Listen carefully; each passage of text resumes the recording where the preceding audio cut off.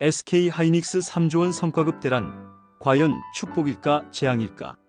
안녕하세요 여러분. 오늘은 정말 뜨거운 이슈를 가져왔습니다. SK 하이닉스가 직원들에게 총 3조 원 규모의 성과급을 지급한다는 소식인데요. 1인당 평균 1억 원이 넘는 돈이에요. 듣기만 해도 부럽지 않나요?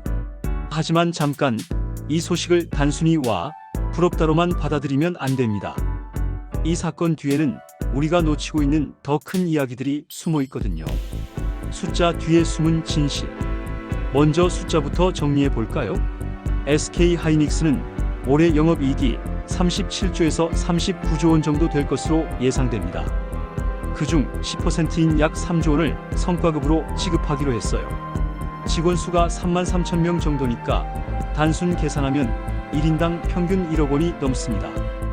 연봉 1억 원 받는 직원이라면 성과급까지 합쳐서 총 2억 원 넘게 받는다는 얘기예요. 상상이 되시나요?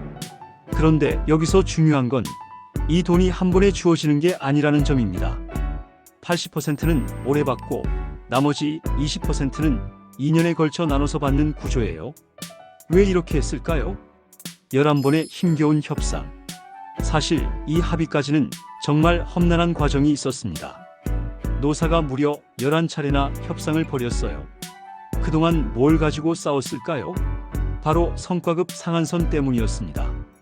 기존에는 기본급의 1000%까지만 성과급을 줄 수 있다는 제한이 있었어요. 하지만 이번에 회사 실적이 워낙 좋다 보니 노조에서는 상한선을 없애자고 주장했고 회사 측은 이를 받아들이기 어려워했던 거죠. 그 과정에서 최태원 회장이 한 발언이 화제가 됐습니다. 성과급이 3000%, 5000%까지 늘어난다고 행복해지는 것이 아니다. 보상에 집착하는 것은 근시안적이라고 했거든요.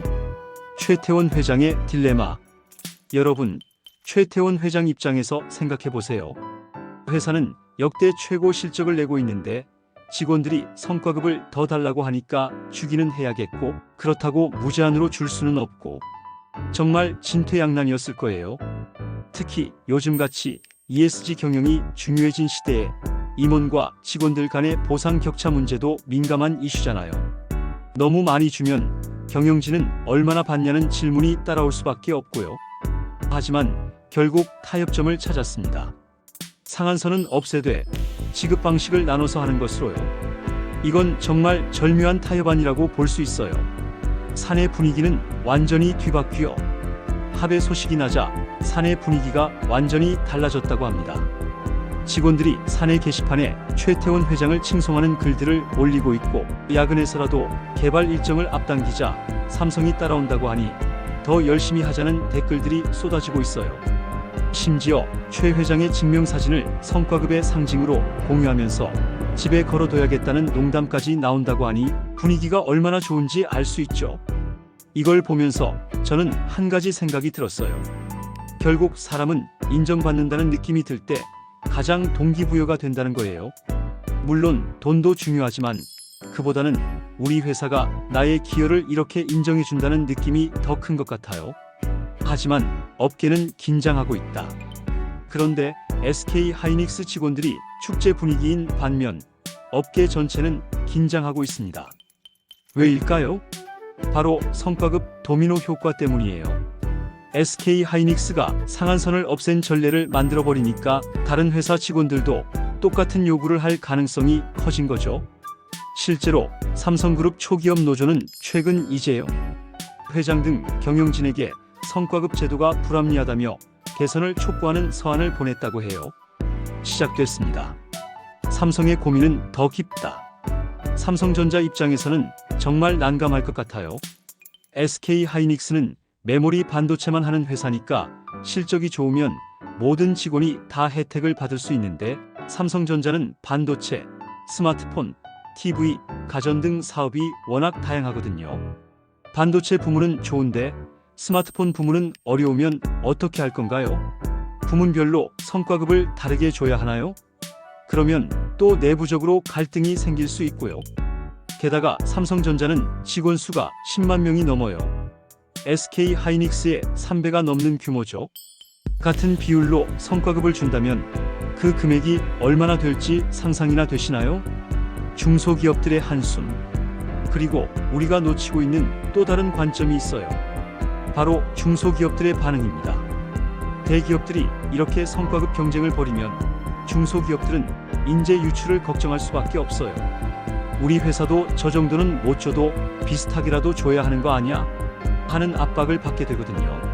하지만 중소기업들이 어떻게 1인당 1억 원씩 성과급을 줄 수 있겠어요? 결국 격차는 더 벌어지고 중소기업들은 더 어려워질 수밖에 없는 구조입니다. HBM 시장의 특수성.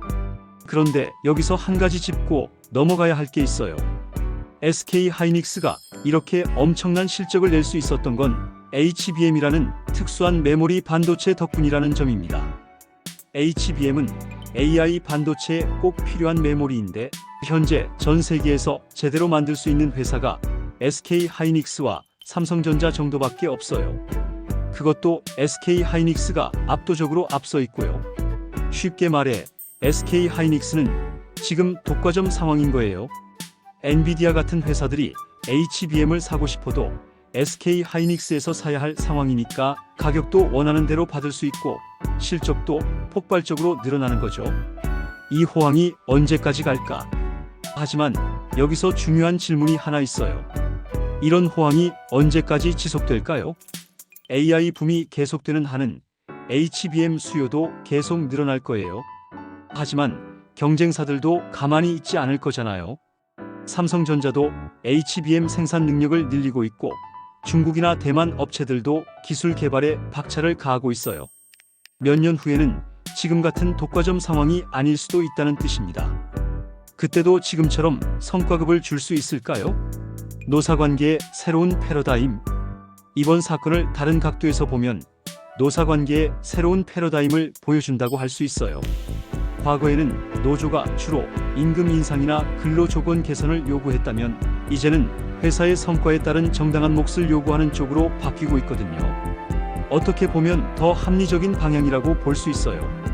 회사가 잘 되면 직원들도 그 혜택을 받고 회사가 어려우면 함께 어려움을 나누는 거니까요.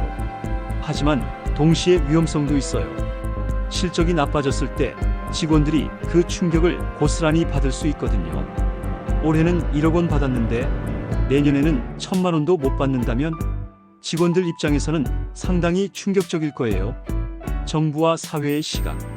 정부 입장에서도 복잡할 것 같아요. 한편으로는 대기업들이 성과를 직원들과 나누는 게 바람직하다고 볼 수 있지만 다른 한편으로는 이런 과도한 성과급이 사회 전체의 불평등을 심화시킬 수 있다는 우려도 있거든요. 특히 요즘 청년들 사이에서는 대기업과 중소기업의 격차가 너무 크다는 불만이 많은데 이런 소식이 나오면 그 불만이 더 커질 수도 있어요. 해외 사례와 비교해보면 해외 사례를 보면 어떨까요? 실리콘밸리의 빅테크 회사들은 스톡옵션이나 성과급을 상당히 많이 주는 것으로 유명해요. 하지만 그들도 무제한으로 주지는 않고 보통 특정 기준이나 상한선을 두고 있어요. SK하이닉스처럼 상한선을 아예 없앤 경우는 상당히 드물다고 봐야겠어요. 물론 회사의 특수한 상황을 감안하면 이해는 되지만 장기적으로 지속 가능한 모델인지는 의문이에요. 직원들의 진짜 속마음. 그런데 정말 궁금한 건 직원들의 진짜 속마음이에요. 물론 돈을 많이 받는 게 좋기는 하겠지만 동시에 부담감도 클 것 같거든요. 올해는 이렇게 많이 받았는데 내년에도 이 정도 성과를 내야 하는 거 아니야? 하는 압박감 말이에요. 특히 연구개발직 같은 경우에는 단기간에 성과를 내기 어려운 일들도 많잖아요. 그리고 외부에서 바라보는 시선도 부담스러울 것 같아요. SK하이닉스 다닌다며 성과급 많이 받았겠네 하는 식의 시선 말이에요. 미래에 대한 전망. 장기적으로 보면 이런 트렌드가 계속될 것 같아요. 기술의 발전 속도가 빨라지면서 핵심 기술을 가진 회사와 그렇지 못한 회사 간의 격차가 더 벌어질 거거든요. AI, 반도체, 배터리 같은 핵심 기술 분야에서 경쟁력을 가진 회사들은 SK하이닉스처럼 폭발적인 성장을 할 수 있지만 그렇지 못한 회사들은 점점 더 어려워질 거예요. 결국 기술이 곧 경쟁력이고 경쟁력이 곧 돈인 시대가 온 거죠. 우리가 놓치고 있는 것들. 하지만 이런 상황에서 우리가 놓치고 있는 것들도 있어요. 예를 들어 정말 중요한 건 단순히 돈을 많이 주는 게 아니라 지속적으로 혁신할 수 있는 환경을 만드는 거잖아요. 성과급을 많이 받은 직원들이 이제 충분히 벌었으니까 편하게 일하자는 생각을 갖게 되면 오히려 회사 경쟁력에 악영향을 미칠 수도 있거든요. 또 다른 관점에서는 이런 큰 성과급이 과연 개인의 노력만으로 이루어진 건지도 생각해 볼 필요가 있어요. AI 붐이라는 시대적 배경, 정부의 반도체 지원 정책, 글로벌 공급망의 변화 등 여러 요인들이 복합적으로 작용한 결과잖아요. 결론 축복인가 저주인가? 그래서 결론적으로 SK 하이닉스의 3조 원 성과급은 축복일까요? 아니면 저주일까요? 단기적으로는 분명 축복이에요. 직원들의 동기부여도 높아지고 회사에 대한 충성심도 커질 거고 우수한 인재들을 더 많이 유치할 수 있을 거예요. 하지만 장기적으로는 여러 부작용들이 나타날 수 있어요.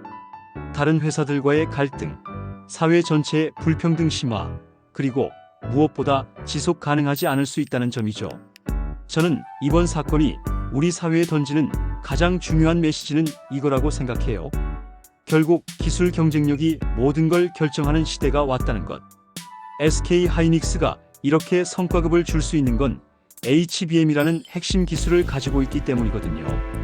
기술이 없었다면 불가능한 일이었을 거예요. 그렇다면 우리 개인들도, 우리 회사들도, 우리나라도 어떤 기술적 경쟁력을 가져야 할지 진지하게 고민해봐야 하는 시점이 아닐까요? 여러분은 어떻게 생각하시나요? SK 하이닉스의 이번 결정이 좋은 선례가 될까요? 아니면 업계에 혼란만 가져올까요? 댓글로 여러분의 생각을 들려주세요. 그리고 만약 여러분이 SK 하이닉스 직원이라면 이 돈을 어디에 쓰고 싶으신가요? 저라면 일단 집부터 사야겠네요. 하하. 오늘 영상은 여기까지입니다. 구독과 좋아요, 그리고 알림 설정도 잊지 마시고 다음에 또 흥미로운 이야기로 찾아뵙겠습니다. 감사합니다.